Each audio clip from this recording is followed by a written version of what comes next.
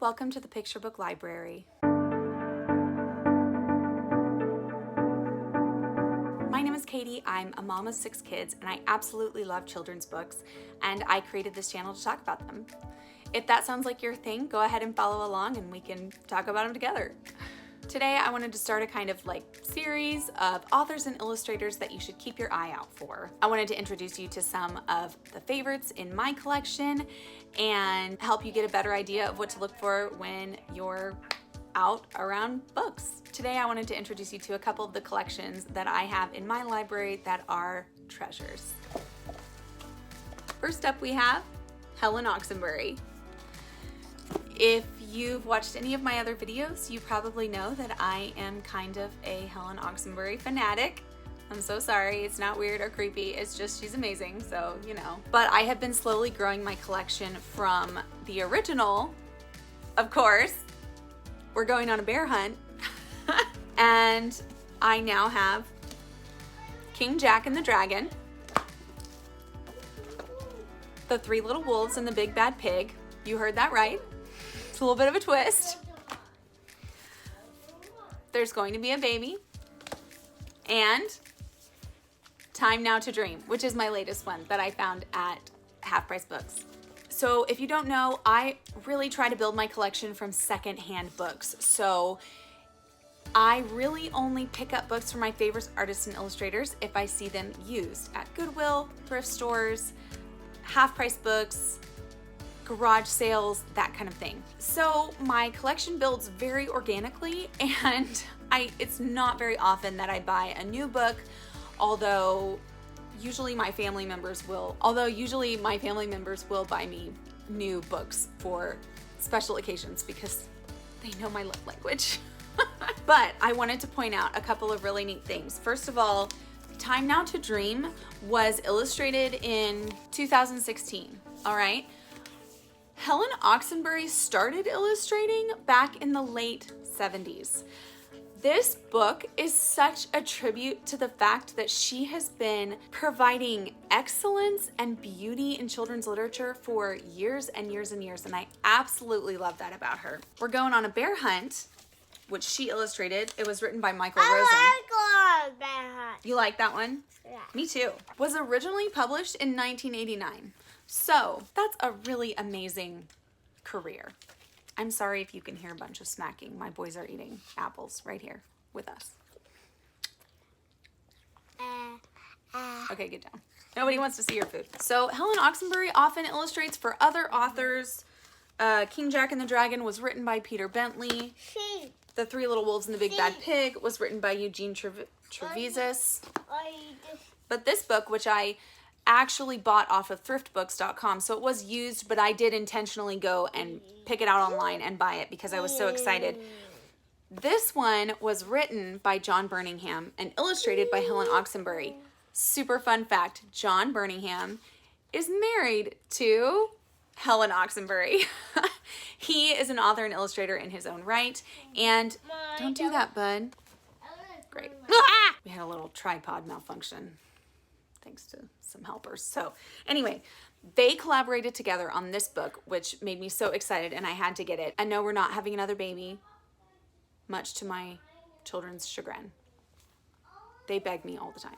I think 6 is enough, you know. Another way that I've learned so much about Helen Oxenbury is this amazing biography that is written about her, Helen Oxenbury, A Life in Illustration, and it has all kinds of interesting facts about her life and her career and the history and the different things that she's illustrated, and it's a treasure trove. My best friend sent this to me as a gift, and I absolutely love it. I have not even finished it yet, but I am savoring every page. All right, that's Helen Oxenbury. Okay, next I have Patricia Polacco. Patricia Polacco is absolutely incredible. So I don't know as much about Patricia Polacco as an author and illustrator. However, I do know her through her work, and it is absolutely wonderful. Her stories are so sweet and poignant, and often they help communicate an important truth. And yet they're not overly moralistic or shove it down your throat or agenda driven. They're really just sharing stories that show us bigger truths about the world.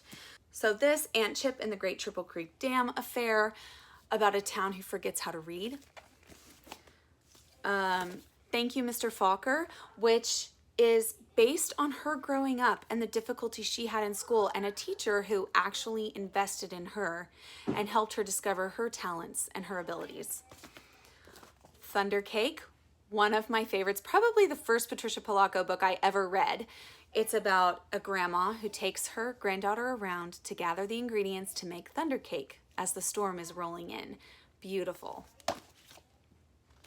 Just Plain Fancy, another famous Patricia Polacco, set in the Amish community. Babushka's Doll, about a very naughty little doll who teaches a rather naughty little girl a little lesson. Mrs. Mac, I actually am realizing I haven't read this one. I haven't read every single book on my shelf all the way through, okay? So sue me. No, don't sue me. That would be the opposite of the point I'm trying to make. But sometimes I pick up books because I know their quality, but I don't read them all the way through. Yet, I will. I totally will. Betty Doll, which is a story in tribute to her mother. The Bee Tree, which I did read, but I don't remember the story. Emma Kate, which is about a girl and her imaginary friend. And this one, which I picked up more recently, probably the most recent book I've gotten of hers, is called Pink and Say, and this is based on a true story from the Civil War. It's about a boy who helps another boy, and he's forgotten. And yet she found the story about him and wrote this to help us remember all of those throughout history who have been forgotten, whose names were not in the history books, but who were heroes. So I'm tearing up. This book is really, really amazing. But that's Patricia Polacco. Okay, one more. I could go on and on, but all right.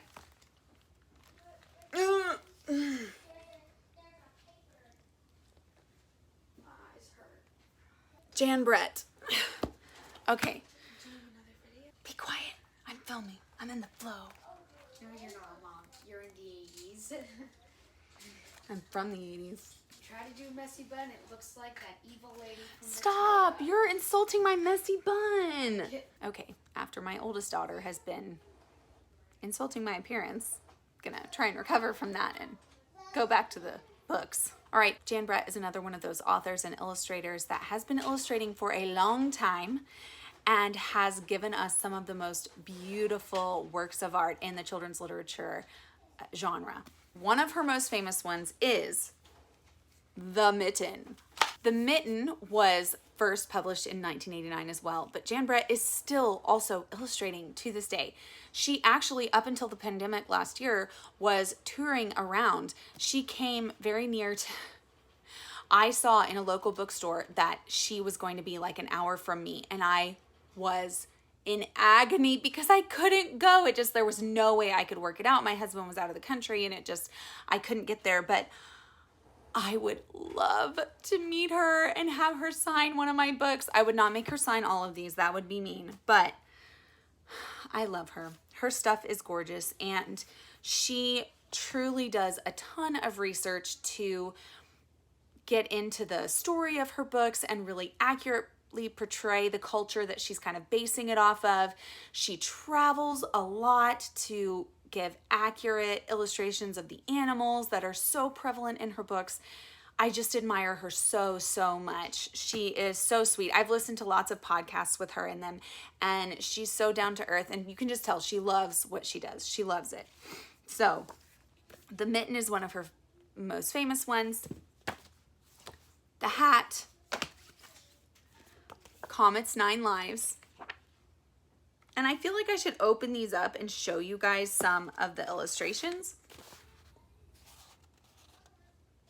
Now, this is not as typical. This is also one of her famous ones. I've lost the dust jacket for this one, but I don't even care because look how beautiful that is. This is The Trouble with Trolls. I've actually done a read aloud of this on another one of my channels. And look at these illustrations. The amazing thing about Jan Brett is that oftentimes in her books, you'll see around the edge of the picture, there's another sub-story going on. And it's so fun. It's so entertaining. And like, how clever is she to put that in her books for us to enjoy, to add that depth to the story that just goes so much beyond the words that she writes. The illustrations like add this whole other dimension to the story that is so, so fun. My kids love it. But you can see trolls. I bought this one from Thrift Books because it was originally one of the like original books that Jan Brett ever illustrated, that she wrote and illustrated herself, excuse me. Fritz and the Beautiful Horses. And it is such a sweet story about these horses that were so beautiful, but when the little kids in the town needed help, they weren't able to help them. And the little ponies, who were not very beautiful, but were very kind, went and helped the children. So it's just a great book. All right, this one I got because a lot of my friends are chicken mamas, and this just cracked me up so much. Cinder's A Chicken Cinderella. I mean, how can you not? How can you not? Look at that. I mean, I think they fancy each other. What do you think? All right, so also, what is this one? Oh, this is The Town Mouse and the Country Mouse. Also a really good one. But you can see the sub-story going on around the edges of the pages. I can't show you all of them. I'm not even halfway through the pile. Okay, I'll go faster. The 12 Days of Christmas, Christmas Trolls, Gingerbread Baby. This one pops up all the time in at Goodwill and stuff. I see it often. So look for their stuff. Armadillo Rodeo. How could we not? We're Texan after all. The Three Snow Bears, which is like the story of Goldilocks. So it's so fun. The Umbrella, which I originally got. This was probably like the third Jan Brett book I got, but I got it because it's set in Guatemala, and my mom went to high school in Guatemala, so I've always had an affinity for the culture and the life there. And this book has a quetzal in it, which is, I think, the national bird of Guatemala. If I'm misquoting that, I deeply apologize. But I know that the quetzal is very loved in Guatemala. So, and the quetzal is an absolutely gorgeous, gorgeous feathered bird. You can see all the colors. And so this one made me so excited to find. Who's That Knocking on Christmas Eve? Burley-Out's the Bear. We've read this one so many times. It's adorable. Oh, look, I didn't realize I have two of these. Hedgie Surprise. This was a Christmas present, I think, one year from either my husband or my son. And it was especially special. It was especially special because my youngest has a little stuffed animal, a little hedgehog stuffed animal, and we call him Hedgie. So I was like, Hedgie, it's so cute. And last but not least, Noah's Ark, on Noah's Ark. So, and this has super fun sub-stories in there. Sorry, with the glare, I don't know if you can see it. All right, so now you have 3 names. You have no excuses not to buy or pick up or give us gifts or whatever, and just know that they are amazing quality authors and illustrators who love their work, and everything they do is beautiful and wonderful. They're just awesome. So Helen Oxenbury, Patricia Polacco, and Jan Brett. Go find them. Let me know in the comments below what you found, your favorite ones by these authors and illustrators, and I'll see you again soon. Bye.